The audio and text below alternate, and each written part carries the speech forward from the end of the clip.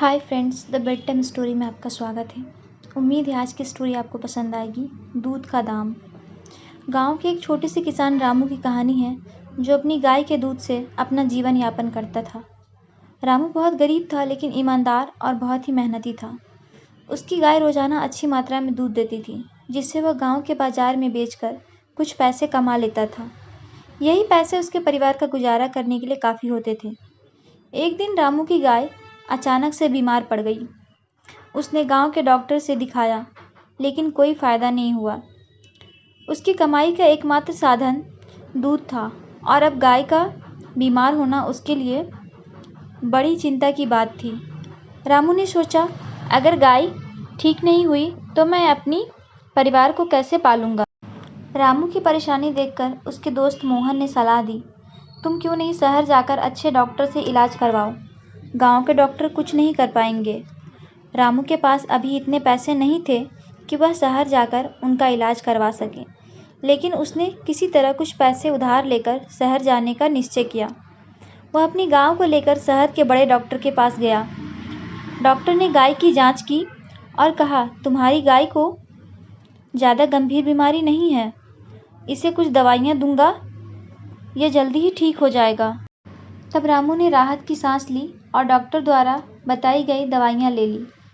अगले कुछ दिनों में उसकी गाय ठीक हो गई और फिर से दूध देने लगी। रामू ने सोचा, अब तो मेरी गाय स्वस्थ है और मुझे उधार भी चुकाना है, क्यों न मैं दूध का दाम थोड़ा बढ़ा दूं। अगले दिन रामू ने जब दूध का बेचने के लिए गांव से बाहर गया, बाजार में आया तो उसने अपने पुराने ग्राहकों से कहा कि अब से दूध का दाम बढ़ गया है, मुझे शहर जाकर इलाज करवाने में बहुत खर्चा हो गया और वह मुझे उधार चुकाना है।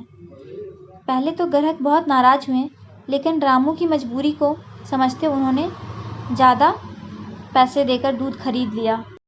अब धीरे धीरे रामू का उधार उतर गया और उसकी गाय फिर से रोज अच्छा दूध देने लगी। अब उसकी आर्थिक स्थिति भी काफ़ी सुधर गई थी।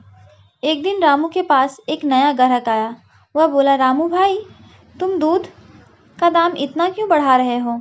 दूसरे दूध वाले तो काफ़ी कम दाम पर दूध दे रहे हैं, तुम्हारी दूध ही बहुत महंगी है। रामू ने मुस्कुराते हुए जवाब दिया, भाई, मेरे दूध में सिर्फ पोषण ही नहीं बल्कि मेहनत और ईमानदारी भी शामिल है। मैंने बहुत ही कठिनाइयों से अपनी गाय को ठीक किया है और अब उसका दूध तुम्हें बिना किसी मिलावट का भी दे रहा हूँ।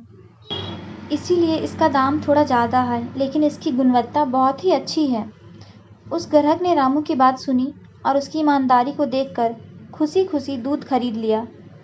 रामू ने फिर से महसूस किया कि सच्चाई और मेहनत का फल जरूर ही मिलता है, चाहे थोड़ी देर ही सही।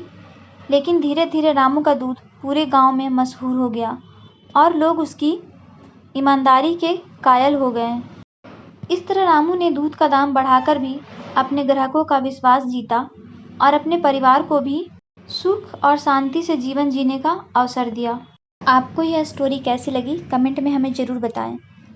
मिलते हैं अगले स्टोरी में, तब तक के लिए धन्यवाद।